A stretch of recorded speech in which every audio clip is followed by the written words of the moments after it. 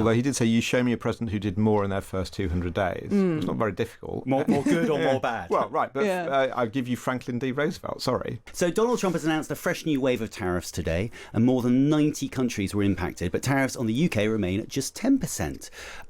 So, Trump's trade war, did it work? I mean, who knows? I mean, striking in the polling that I think we might be going to talk about, that Americans themselves are not convinced. There is this kind of funny acronym TACO, Trump always chickens out. I mean, we shall have to see whether, TACO kicks in the next 48 hours or later. I mean, economically, it doesn't make a huge amount of sense, but I think this is manifestly not just economic. This is about showing quote unquote strength. And in that respect, it seems to be, to a degree registering. Alice, Trump said he was billions were flowing into the US Treasury as a result of these tariffs. I don't believe so. No, I think it will ultimately be American consumers who end up paying the price for tariffs, and I think that they will punish Trump if he doesn't make them feel richer, better off. I think that's what the job of any politician, right, is to make their citizens feel like they're richer after their electoral term.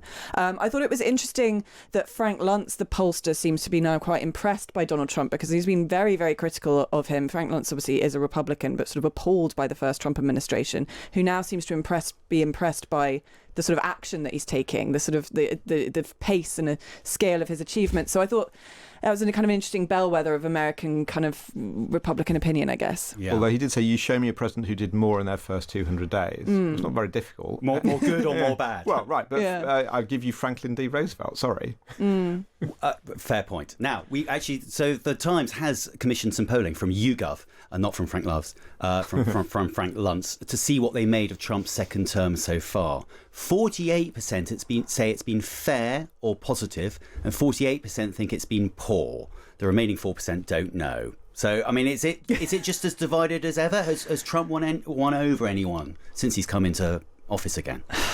I don't know. I feel like he's just kind of shored up his base, right? I think he has this kind of cult-like command of the Republican Party. A certain type of Republican loves him, and a certain kind of Democrat will never forgive him. I think, it's a country divided in two. He has shaken things up, though, Phil. He has shaken things up, and it depends where in the country you sit, whether that feels all right, or whether you end up sitting in a cell in El Salvador for the rest of your life, being not necessarily treated very well. But no, I mean, I think one of the things most striking about this polling, though, I thought, was the sad waning fortunes of Elon Musk, which obviously doesn't fill me with the slightest schadenfreude for any reason at all. Although I do think actually that the fairly obvious sort of stillbirth of his third party is actually something that we shouldn't be particularly delighted about. I think one of the reasons we have that situation, this sort of 48% versus 48%, this endless kind of headbutting polarization in American politics, is precisely because of the two-party system. I mean, one of the reasons our politics is actually in a very, very different place, in such flux, is because of, particularly when we didn't have first past the post in certain elections, the growth of smaller parties. I think American politics could really do with that. Possibly not run by Elon Musk. Yeah. Now, you are an expert, or you've become an expert on American politics and the strange kind of undercurrents. Your latest book is all about an enormous hoax that took in lots of the American establishment. Tell us just a little bit about it.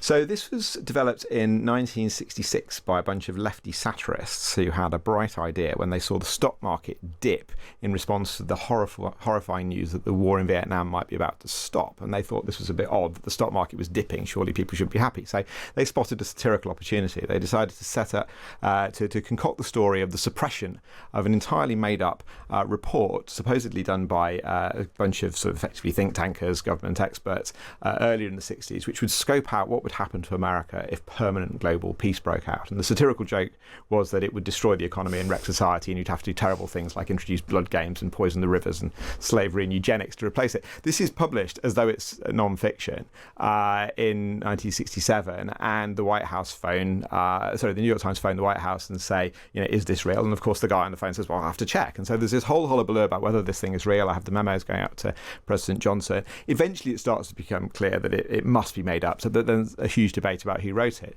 But the twist is that when they eventually fess up in 1972 that it was entirely made up, that somehow doesn't quite register. And in the 1990s it's rediscovered by the far right, not least America's pioneers of Holocaust denial, who think that it's such perfect evidence of the dark cabal at the heart of power that means ordinary real Americans are ill, that it must be real. And so it informs the far right. It also informs the militia movement, and it's not a far-right film, but it also strongly informs Oliver Stone's JFK. The central scene in that is based on this hoax. You can see it spread from there into QAnon and the Oath Keepers and so on. So it's a really good way of, because I know it's fake, I've literally got the contract saying peace hoax book, and I've spoken to one of the guys who, the one surviving person who came up with it, that, it's fake, and so you can see what it takes to convince people that something that is demonstrably fake is real, which obviously has no relevance at all today in the world where the president is denouncing everything about Epstein as a hoax. Well, I should mention that it's called The Ghosts of Iron Mountain. And Alice, this thing, Phil mentions Epstein. Why do you think so many Americans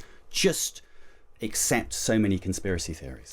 I don't know, but it does seem that they've got quite a lot of these, haven't they? There's Roswell, and obviously there's the pizza thing with Hillary Clinton. So does seem to be quite a feature of American politics, and it's really interesting, as Phil says, that we've got something here that's proven to be a hoax. Like, this information is widely available, and these days we have more information than ever, right? It's easy to falsify things, and yet it kind of just undermines the whole concept of the truth. Well, you've now got President Macron, who's going to try and sue various American bloggers or vloggers, whatever we call them, for claiming that his wife was born a man. Which is, I'm not sure, is that a sensible strategy to take it to a law court? I don't understand. Could you not just produce her birth certificate? Surely this is easy to prove. Well, maybe people just still don't believe it. Yeah, the submission they put to the court is over 200 pages long with birth certificate and evidence that the person that supposedly this actually is voting in a different part of France. This stuff is impervious. It's impervious to evidence, because that's not the world in which people are, the lens through which people are seeing the world. It's like, I've got a story in which there's the villain and the victim and the hero, and I will just map whatever information I get onto this pre-existing story, and you can't make me stop. So whether the lawsuit works, I don't know. Financial ruin might be one way to get people's attention.